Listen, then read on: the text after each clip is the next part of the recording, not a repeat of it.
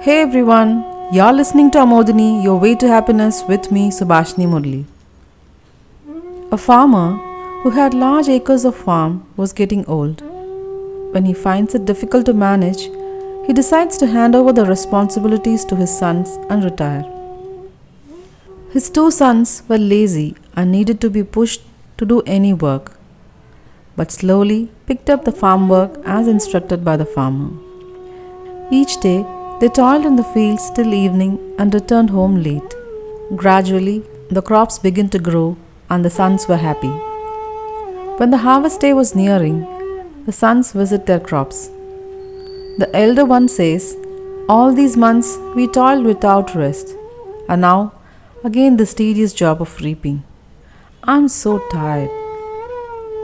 The second son nods and suggests, "Why don't we rest for a day or two and then reap? Moreover, I think the crop still needs to ripe." So, they discuss and return home without reaping. The next day, they reach the fields late in the afternoon. The sun was high and both exclaim, "How can we reap in this heat?" Again, they return saying, "We'll do it tomorrow." The other day, they see the nearby farmers reaping their crops, but the brothers feel lethargic and postpone it to the next day. Finally, after 3 days, when they come to reap, they see dry stalks standing erect in their fields. A flock of sparrows had attacked their crops and eaten all the grains. The brothers now lament on postponing the harvesting. Many of us must have heard the story in our childhood, teaching the consequences of postponing. But most of us are still procrastinating. About 20% of people in this world identify themselves as chronic procrastinators. That is a lot of people, and so we are not alone. But why do we postpone? When we feel bored, irritated, frustrated, or angry with the work that we have to do, or when the work doesn't give us any instant pleasure, our brain does two things. It either saves us from that pain or moves us towards pleasure, because it is hardwired to do so. It will conjure up all the reasons it can to make us avoid it. These reasons will sound absolutely logical. Most often, we are too weak to fight them and will end up doing what it instructs us to do, though we know that at some point we have to complete the task, yet we keep postponing it. But the good news is there are no procrastinating genes within us. It's a learned behavior. We see others and learn from them. As kids, we must have seen our parents postponing certain jobs, or they may have instructed us, "You can do that later," and we may have left that work untouched. As students, we learn it from our peers or teachers, and as employees, from our managers. There are typically three kinds of procrastinators. First, the thrill seekers. They wait till the last minute to feel the rush of the deadline approaching, because they need a compulsion to complete the task. The second are worriers or avoiders. Fear is their main guiding emotion.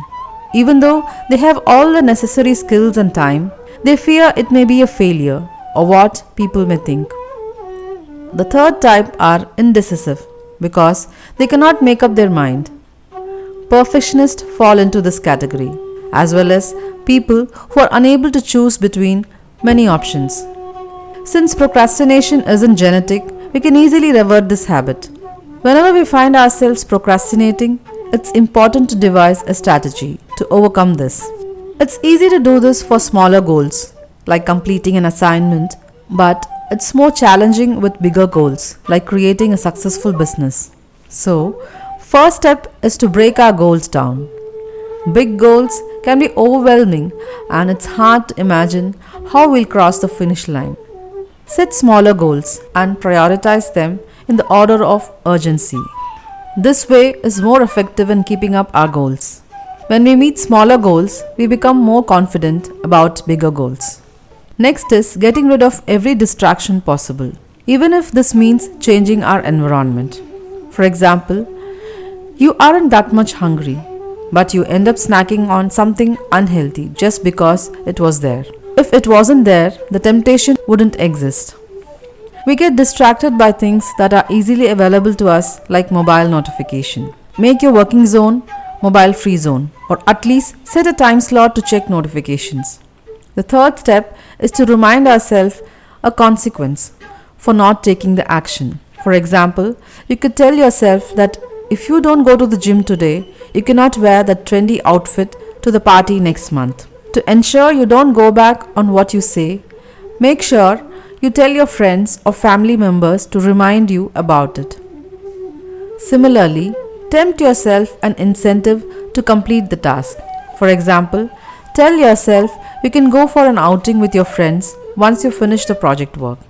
This will give you something to look forward to and will help you fasten your speed. Hope these steps motivate you to take the action. Now, don't procrastinate to follow my podcast, Amodini, Your Way to Happiness. If you like the content, do share it with your family and friends and let me know your comments on my Amodini Instagram page or write to me at amodinibysuba@gmail.com.